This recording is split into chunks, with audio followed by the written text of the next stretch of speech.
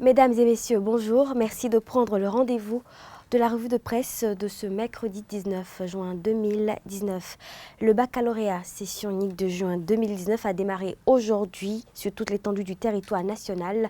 Le lancement officiel de cet examen s'est fait ce jour au centre de composition du CEG d'Ako-Misrité par la ministre de l'Enseignement supérieur, Marie-Odile Atanasso, en présence des autorités communales et locales.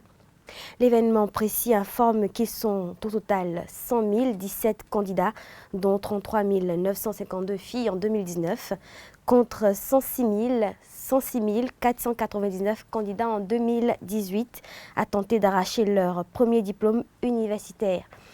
Plusieurs changements sont intervenus cette année dans le déroulement du baccalauréat. Certains centres de composition ont été ajoutés. Il s'agit du CEG à Tiémé, le CEG à Ako-Misrité et le CEG Les Pharaons. Le quotidien La Presse du jour informe que le ministre de l'Enseignement supérieur et de la Recherche scientifique, Marie-Odile Atanasso, était face à la presse hier pour délivrer son message relatif au démarrage de l'examen. Dans son discours, elle n'a pas manqué de mots pour requinquer le moral des candidats et les convier surtout à faire honneur aux efforts consentis dans le système éducatif pour l'amélioration de l'enseignement de qualité. C'est dans la perspective d'un baccalauréat réussi cette année que je vous souhaite pour vous de bonnes mentions, surtout des mentions très bien, a-t-elle souhaité.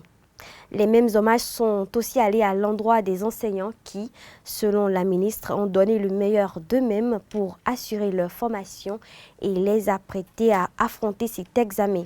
Il faut préciser que durant les 3 jours de composition, durant les 3 jours de la phase écrite, les candidats seront répartis dans 142 centres de composition au total. Politique et justice, Boniaï risque la prison. Le procureur de la République près le tribunal de première instance de Cotonou, Mario Metonou, a tenu un point de presse hier, mardi 18 juin 2019. L'objectif de cette sortie médiatique était de faire le point des enquêtes judiciaires ouvertes dans le dossier des échauffourées des 1er et 2 mai 2019 à Cotonou.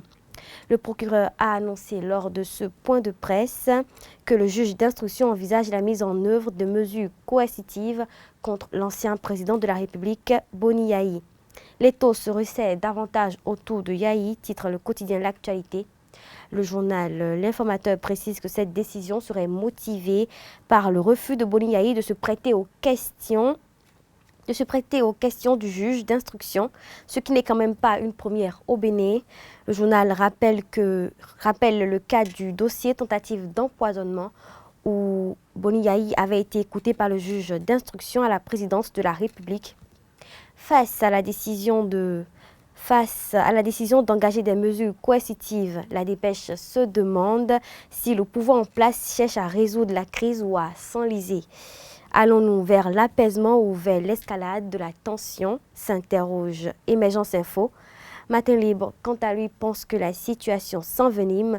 Notons que suite à l'étude des pièces du dossier des violences des 1er et 2 mai dernier à Cotonou, le juge aurait constaté une implication personnelle de l'ancien président de la République, Boni Yayi. Le micmac de Boni Yayi mis à nu, c'est ce que titre le quotidien Leader du jour à cet effet. Depuis, toutes les tentatives de rencontre avec l'ancien chef d'État par le juge ont été vaines. Sport pour finir, la victoire d'Ezae FC lors de la finale de la Coupe du Bénin suscite toujours analyse et critique. Selon l'événement précis, ce qui s'est produit le dimanche 16 juin 2019 au stade René Pleven de Cotonou n'est pas une simple victoire.